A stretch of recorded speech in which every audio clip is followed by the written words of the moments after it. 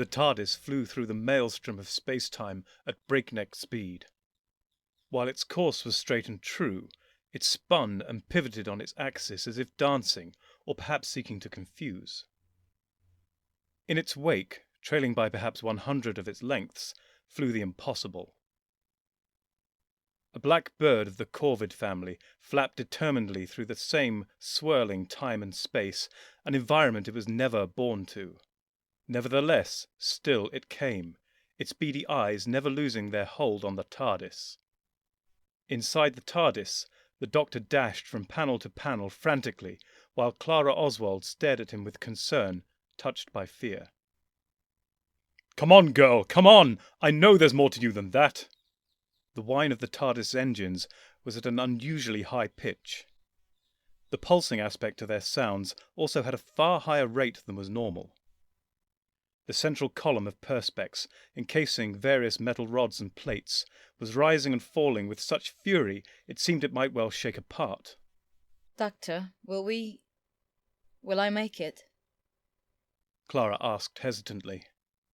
The Doctor grabbed his head in his hands by his hair. "We must outrun the shade," he cried. "This shouldn't be possible.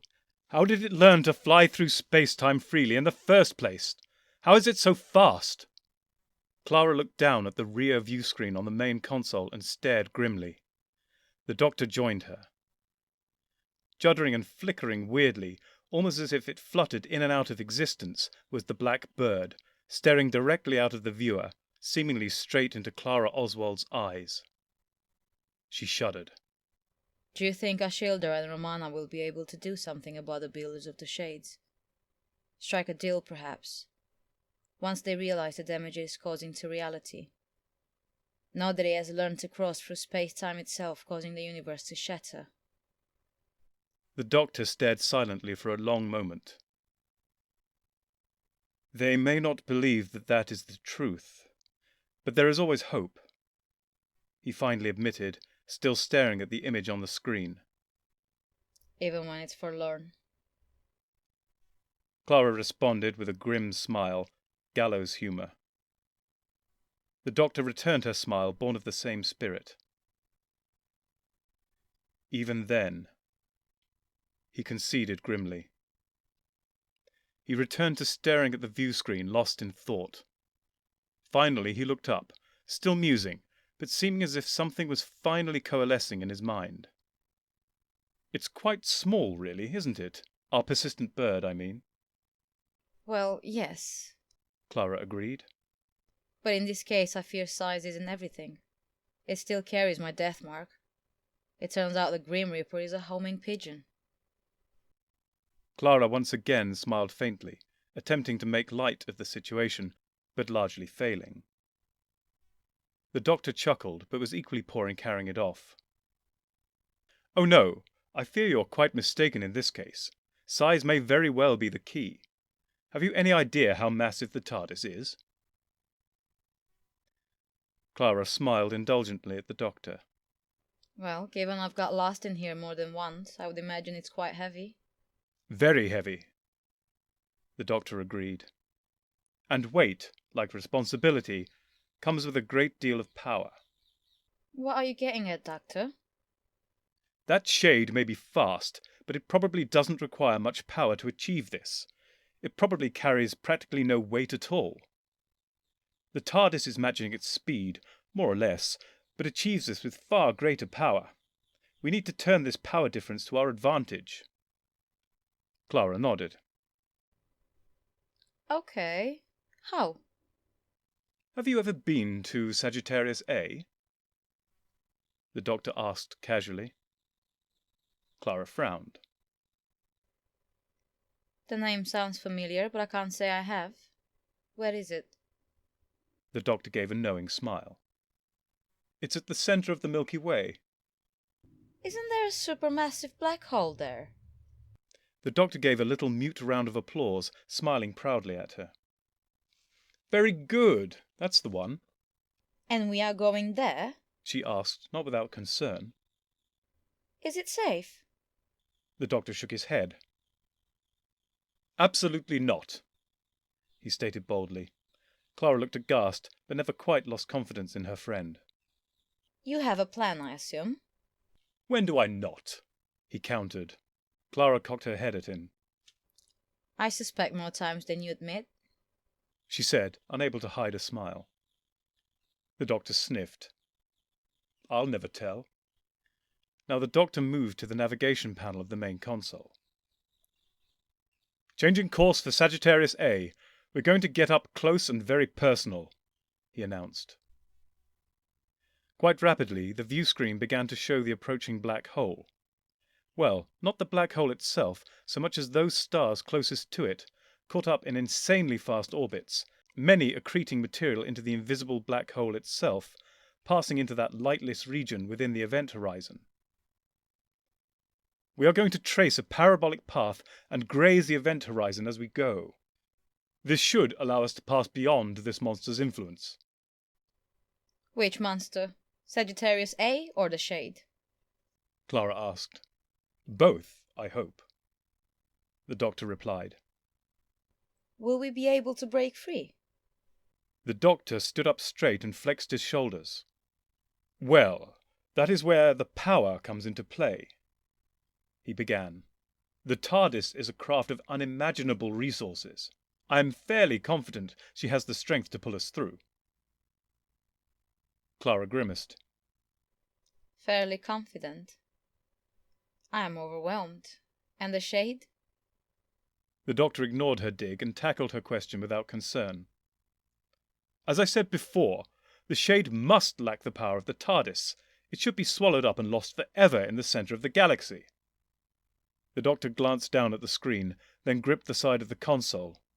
You'd better hold on, Clara. We're going in, he cried.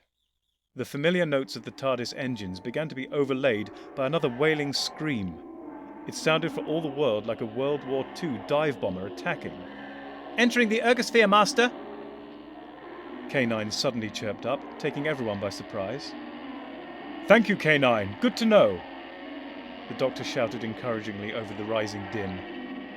Approaching event horizon, Master! K9 then reported. The TARDIS was rattling quite violently by now. Excellent! Everything is going to plan. It was unclear exactly who the doctor was trying to convince. Tangential trajectory to event horizon achieved, Master!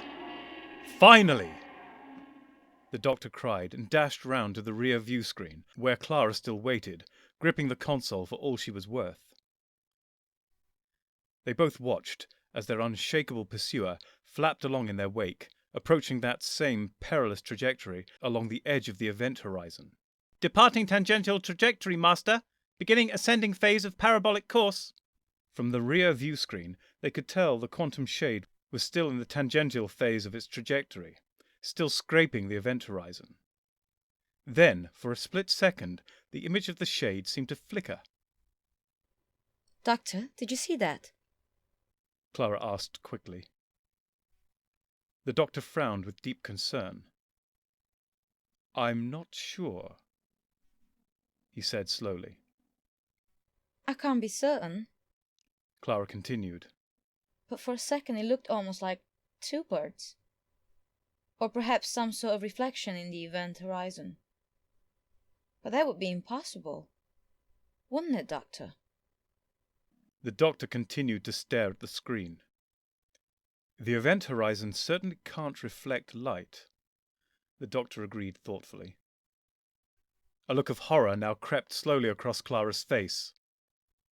Doctor, she said quietly. Is it getting closer?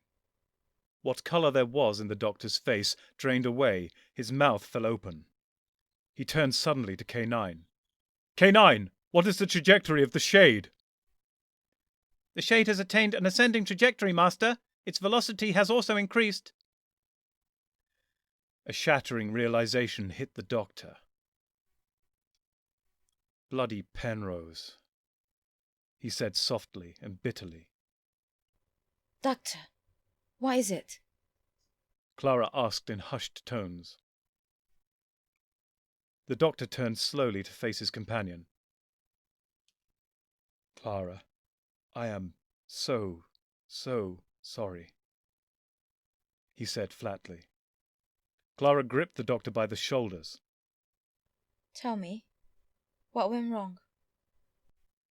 The doctor shook his head. "I am a fool," he began, eyes downcast.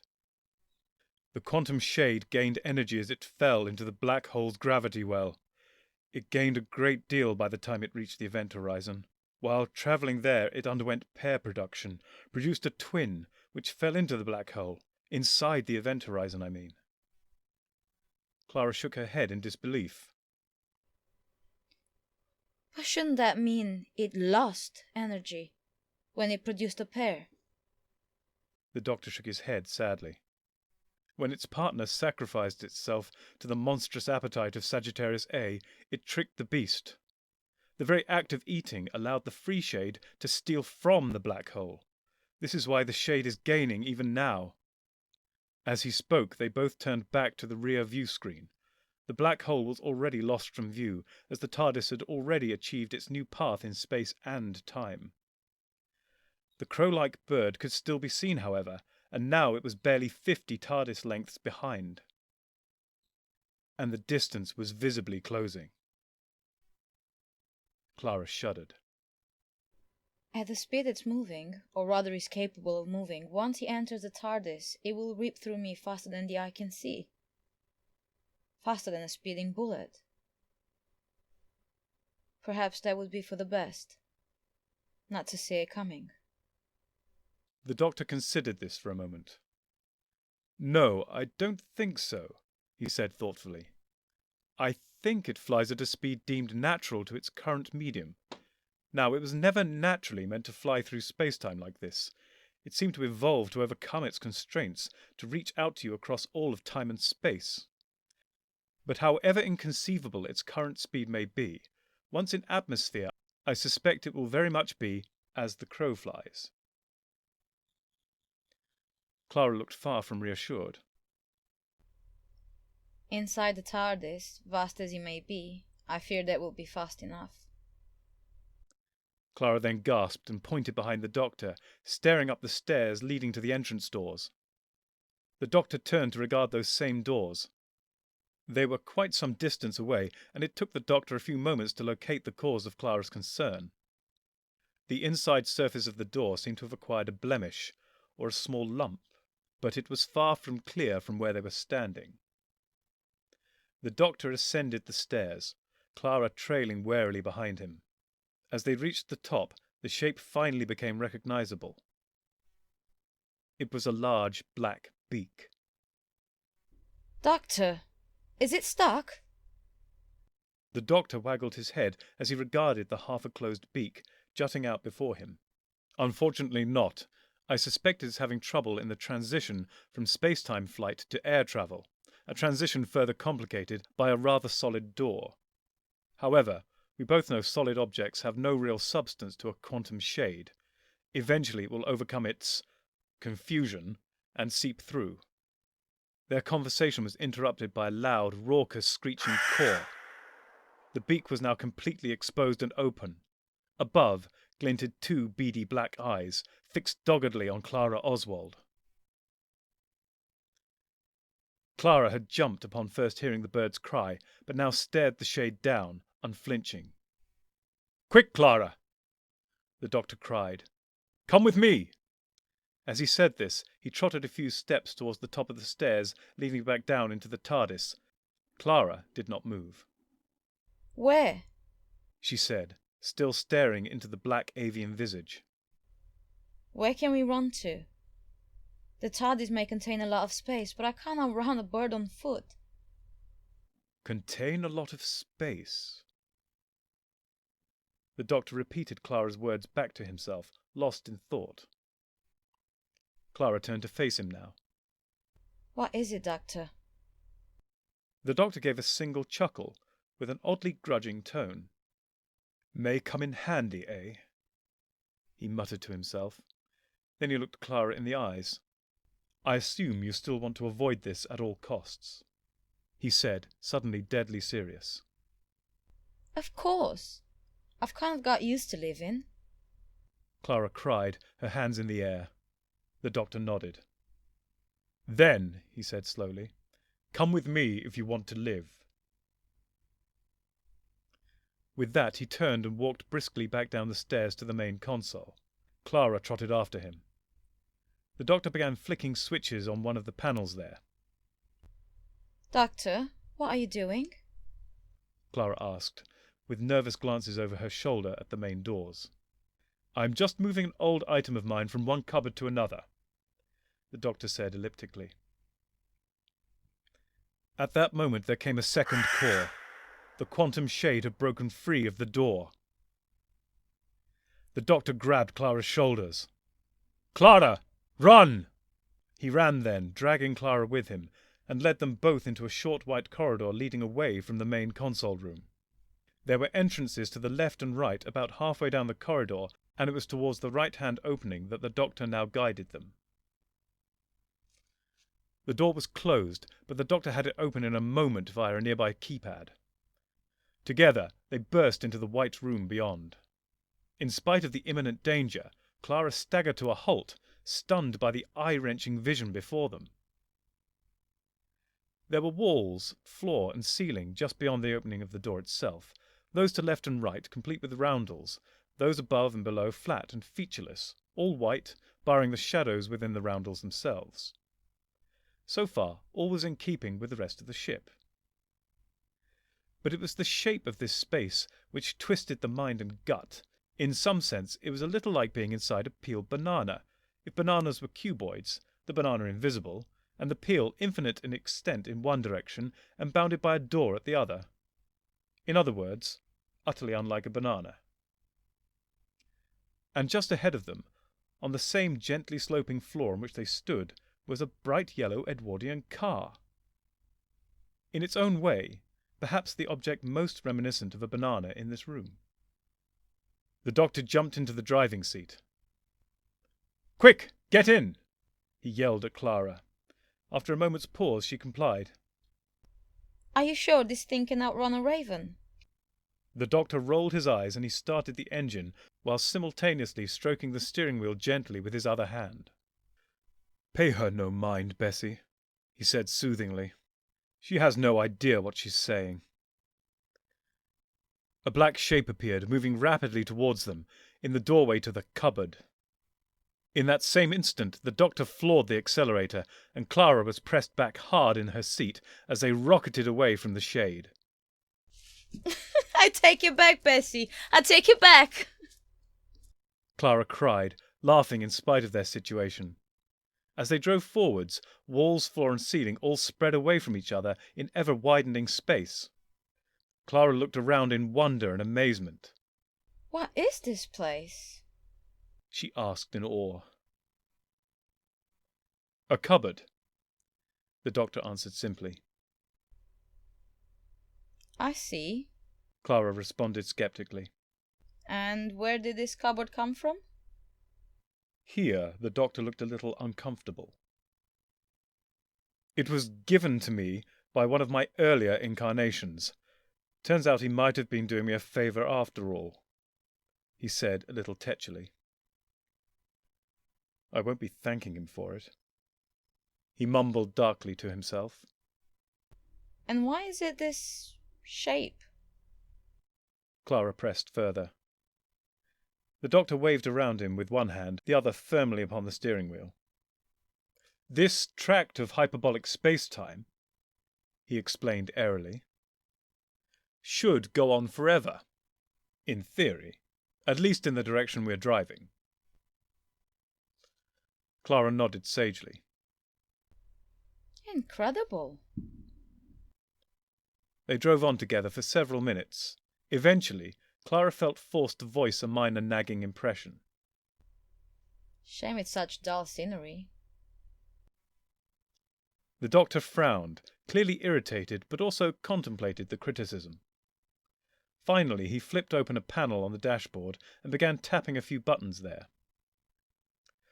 "Well, I never," he muttered to himself. "The young fool left the config file of this room open to change." "What can you do?"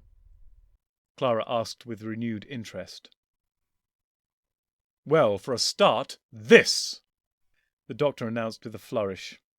As he spoke, the scenery began to shift, starting at Bessie's location and rolling outwards in a rippling wave. The entire surface they were driving on transformed into what appeared to be rolling English countryside, peeling off into the distance. Meanwhile, the walls and ceiling became a pleasant sky blue. Clara laughed in delight, clapping. Then she was struck by a thought. Is there any music in this vehicle?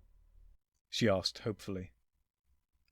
The doctor rolled his eyes once more, but smiled indulgently. He reached over to another part of the dashboard closer to Clara and pulled out what looked like a microphone on a retractable, flexible support.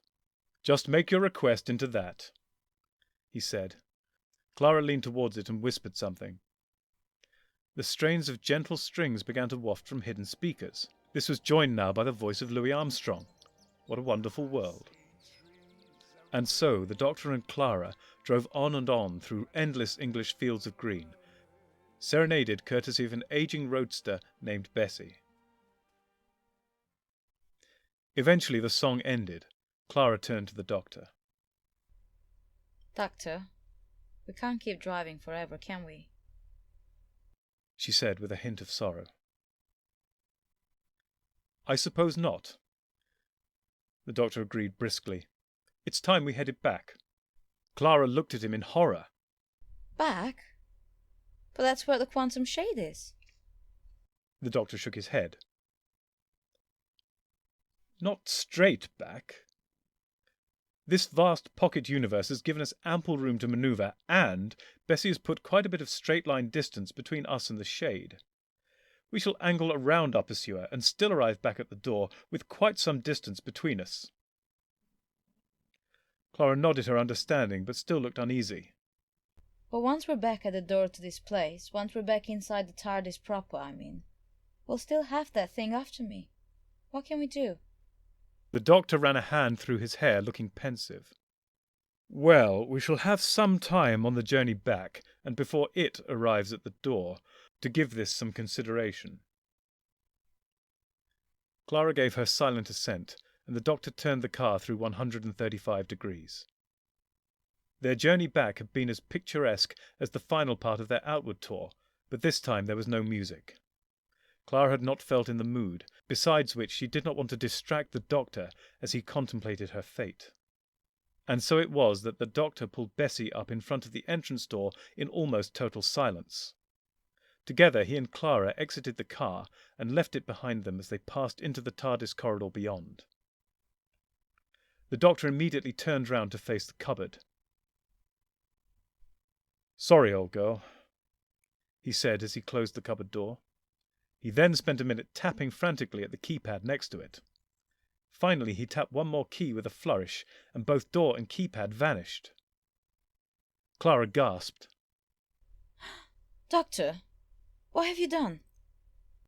The doctor smiled determinedly. "I made it go away," he answered simply. Clara shook her head. But doctor, you know the shade can pass through any solid object without effect, until he enters the body of its prey, that is.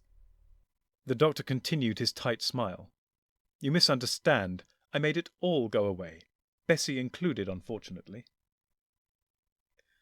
Clara looked at the doctor incredulously, still not allowing hope to well up, lest it be dashed in a moment. But how? She finally asked. "I changed the shape of the universe," he said. Clara stood dumbfounded, mouth agape. "Well, not this universe," the doctor clarified. "Just the pocket one which formed the cupboard.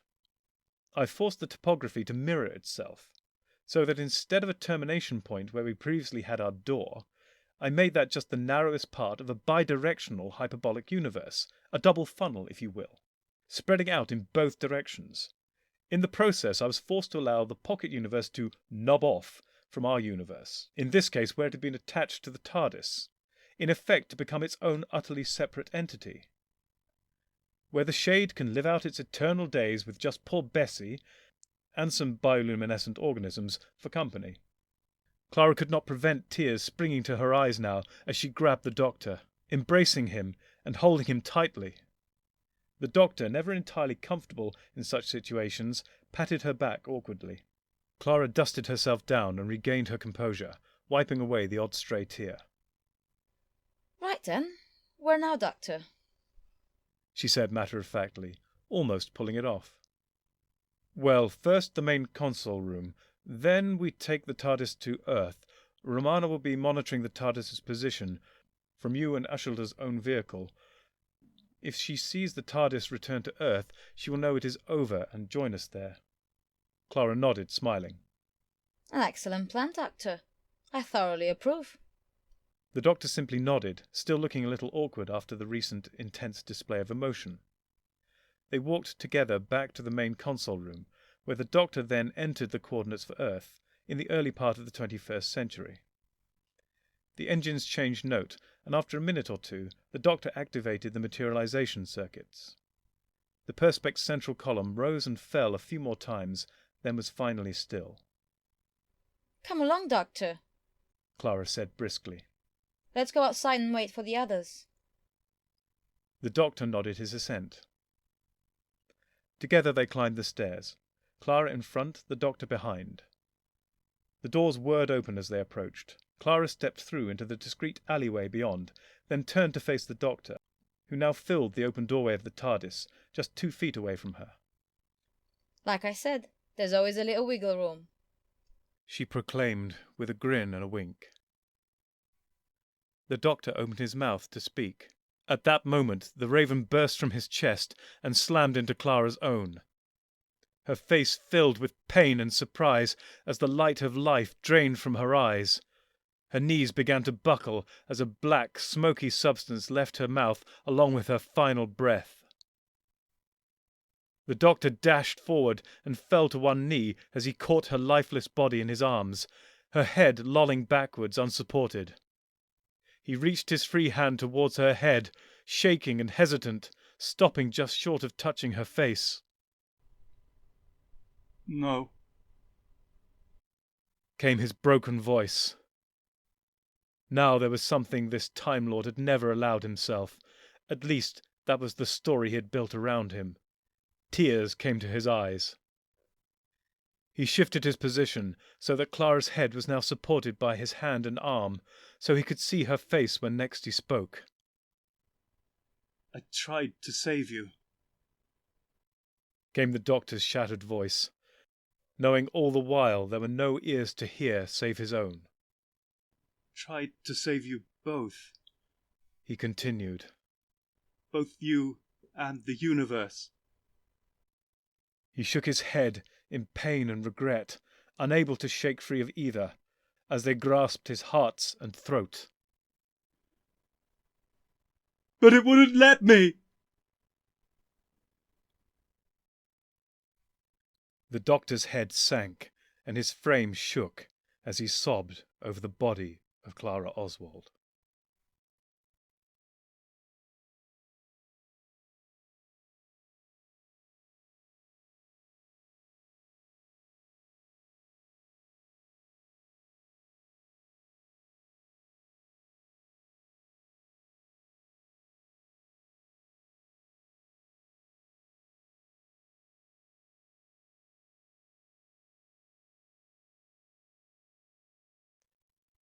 The doctor stood alone in the main console room.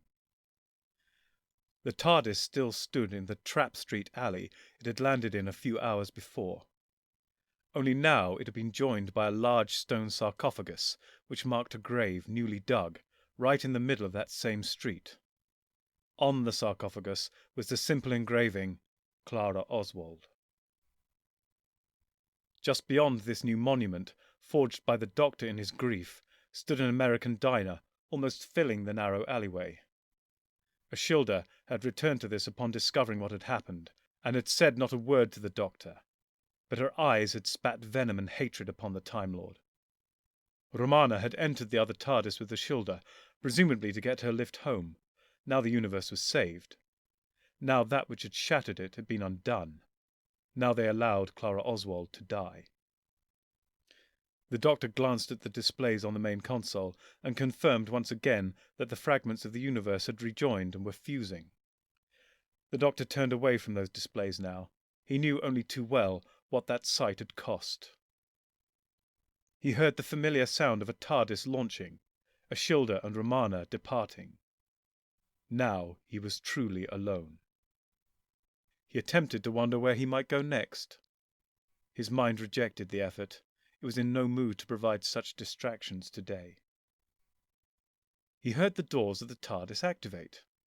The doctor looked up to find Romana standing at the top of the steps, looking down at him. He frowned, puzzled. "Did you miss your lift? Does Ashildr have no place for hitchhikers? Or does she resent you as bitterly as she hates me?" Romana began to descend. She hates you without end. I fear this may eat her and ultimately consume her. I do not think she likes me. The association with you leaving to better taste, but no, I don't think she suspects I was leading her on a wild goose chase. That this was our plan. No, she would have given me a ride home. The doctor considered this, then shook his head, still confused. Ashildr would never have accepted what had to be done. She would not have believed it was Clara's very extended and impossible existence which had stretched the universe to breaking point and beyond. No human would have realized what was necessary. No human could have done that horror which needed to be done. No human could suffer that. No human should. But then, why are you here? You said once we'd saved the universe, you would have had as much of me as you could bear. Why are you here? Do you think this old girl will provide a more reliable ride home?" he asked, gesturing around at the interior of his Type 40. By now, Romana was standing face to face with the doctor. Doctor, here's what I think. Romana began. Hear me out. The doctor raised his chin with just the slightest air of defiance, but remained silent. You do not need me here. As she said this, the doctor made to interrupt, but Romana held up a hand to forestall him. Whether I'm here or not, you will survive, you will persist. You will have adventures. You will save the day, save the world, save the universe. You will triumph. And yes, you will suffer. And all this you could, and would, do without me here. At this, Romana paused to allow the doctor a few moments to absorb and assimilate her words. But, she continued, you would do all of this, achieve all of this, experience all of this, the good and the bad, better with me here. The doctor stared at Romana for a long moment. Finally, he found the words he was looking for. "I will not debate your profound wisdom." Romana smiled, ever so slightly smugly. So, since we've healed the universe, what's our next move? Romana asked briskly, to break both the silence and the mood. The doctor held up a finger, shaking his head. "We may have saved the universe, but it is far from healed. Its wounds are fusing, but there will be lasting damage, cracks and fissures. This will take some time to resolve, I fear. Perhaps an eternity. As a consequence, we shall be very, very busy indeed." Romana shrugged. Well, whatever happens, at least we won't get bored.